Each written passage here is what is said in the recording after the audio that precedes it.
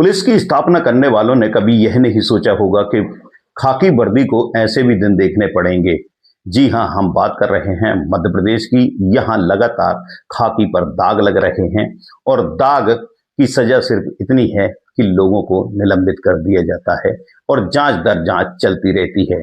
लेकिन अब यह बर्बरता इतनी बढ़ती जा रही है कि बीते एक सप्ताह में 4 ऐसे मामले आए हैं जिनमें पुलिस पर न सिर्फ रिश्वतखोरी के आरोप लगे हैं बल्कि उन पर हत्या करने जैसे आरोप भी लगे हैं। बारी बारी से इन सभी मामलों की बात करेंगे।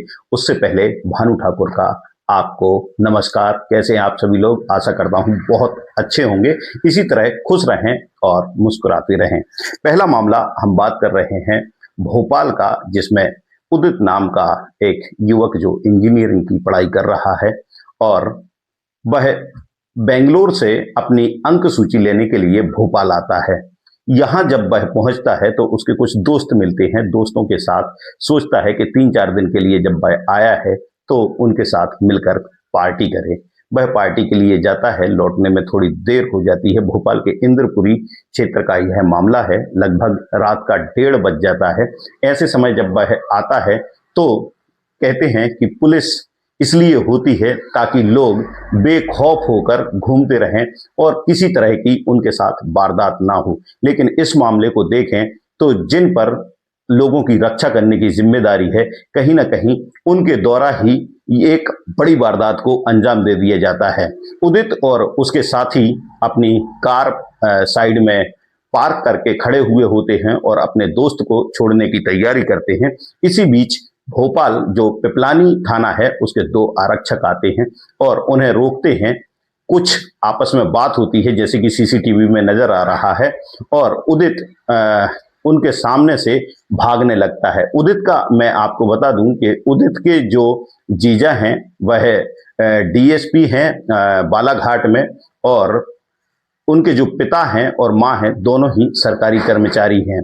उदित भी बहुत अच्छा और इंजीनियरिंग की पढ़ाई करते हुए अब हाल ही में उसका जॉब लगा था। इसी कारण से वह बेंगलोर गया था और बेंगलोर से यहाँ अंक सूची लेने के लिए आया था।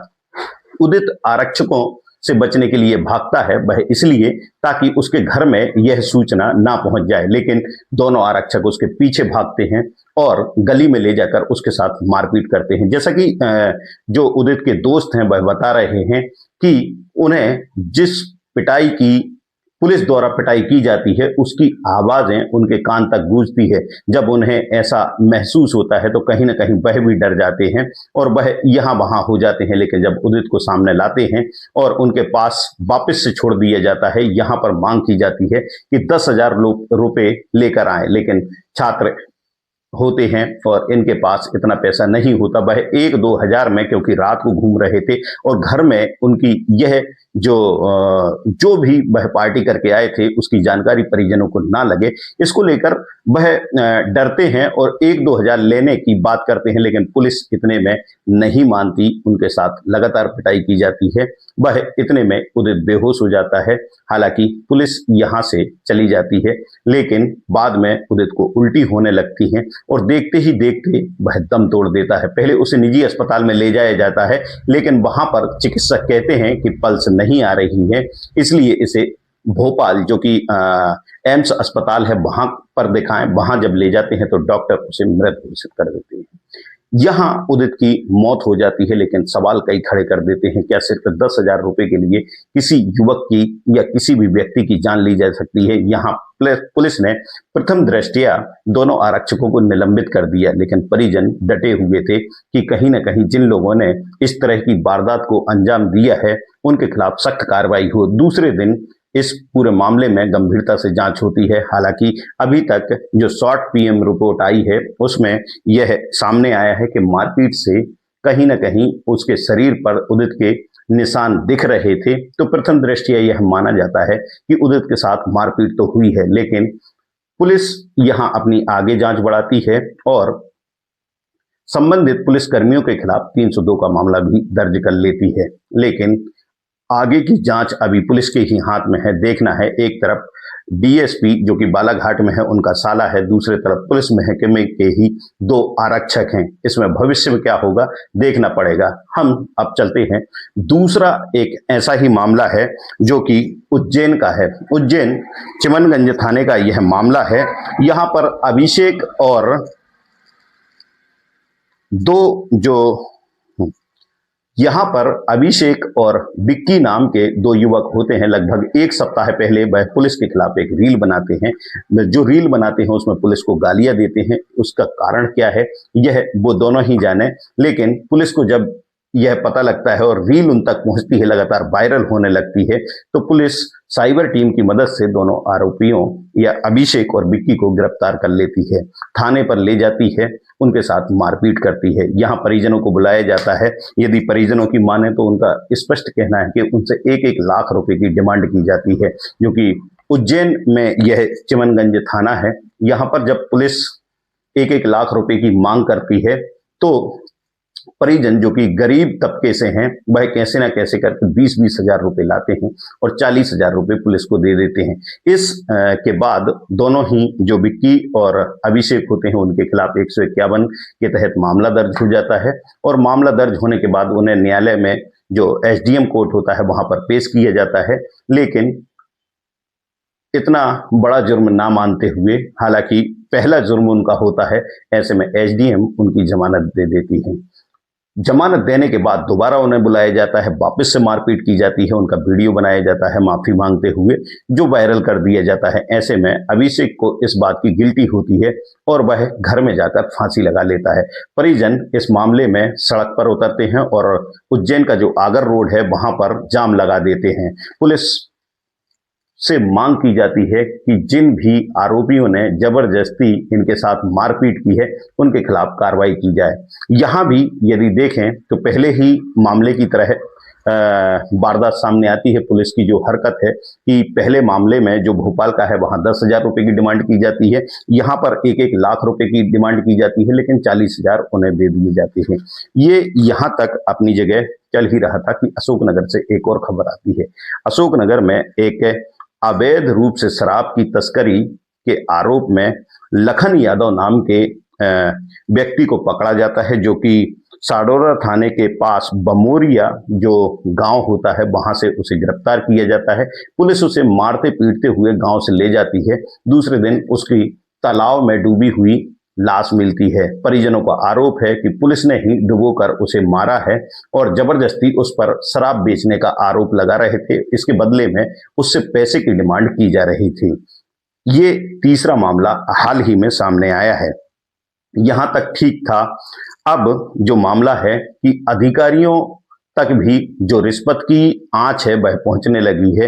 विक्की नाम के 2 युवक होते हैं। लगभग 1 सप्ताह पहले वह पुलिस के खिलाफ एक रील बनाते हैं।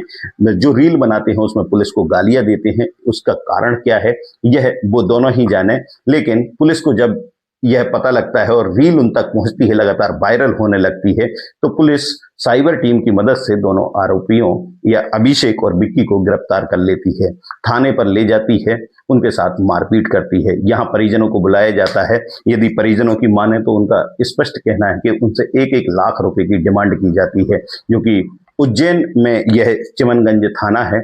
यहाँ पर जब पुलिस 1-1 लाख रुपए की मांग करती है तो परिजन जो कि गरीब तबके से हैं वह कैसे ना कैसे करके 20-20 हजार रुपए लाते हैं और 40,000 रुपए पुलिस को दे देते हैं।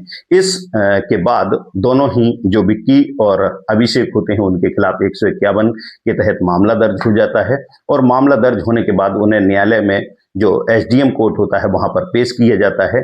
लेकिन इतना बड़ा जुर्म ना मानते हुए, हालांकि पहला जुर्म उनका होता है, ऐसे में एसडीएम उनकी जमानत दे देती है। जमानत देने के बाद दोबारा उन्हें बुलाया जाता है, वापस से मारपीट की जाती है, उनका वीडियो बनाया जाता है माफी मांगते हुए, जो वायरल कर दिया जाता है। ऐसे में अभिषेक को इस बात की गिल्टी होती है और वह घर में जाकर फांसी लगा लेता है। परिजन इस मामले में सड़क पर उतरते हैं और उज्जैन का जो आगर रोड है वहां पर जाम लगा देते हैं। पुलिस से मांग की जाती है कि जिन भी आरोपियों ने जबरदस्ती इनके साथ मारपीट की है उनके खिलाफ कार्रवाई की जाए। यहाँ भी यदि देखें तो पहले ही मामले की तरह वारदात सामने आती है। पुलिस की जो हरकत है कि पहले मामले में जो भोपाल का है वहां 10,000 रुपए की डिमांड की जाती है, यहाँ पर 1-1 लाख रुपए की डिमांड की जाती है, लेकिन 40,000 उन्हें दे दिए जाते हैं। ये यहाँ तक अपनी जगह चल ही रहा था कि अशोकनगर से एक और खबर आती है। अशोकनगर में एक अवैध रूप से शराब की तस्करी के आरोप में लखन यादव नाम के व्यक्ति को पकड़ा जाता है, जो कि साडोरा थाने के पास बमोरिया जो गांव होता है वहां से उसे गिरफ्तार किया जाता है। पुलिस उसे मारते पीटते हुए गांव से ले जाती है। दूसरे दिन उसकी तालाब में डूबी हुई लाश मिलती है। परिजनों का आरोप है कि पुलिस ने ही डुबोकर उसे मारा है और जबरदस्ती उस पर शराब बेचने का आरोप लगा रहे थे। इसके बदले में उससे पैसे की डिमांड की जा रही थी। ये तीसरा मामला हाल ही में सामने आया है। यहां तक ठीक था। अब जो मामला है कि अधिकारियों तक भी जो रिश्वत की आंच है वह पहुंचने लगी है। सिवनी जिले का यह मामला है। यहां पर एसडीओपी पूजा पांडे जो कि कटनी और नागपुर हाईवे पर बीते दिनों चेकिंग कर रही थी। इसी दौरान एक कार में 2,96,00,000 रुपए उन्हें मिलते हैं।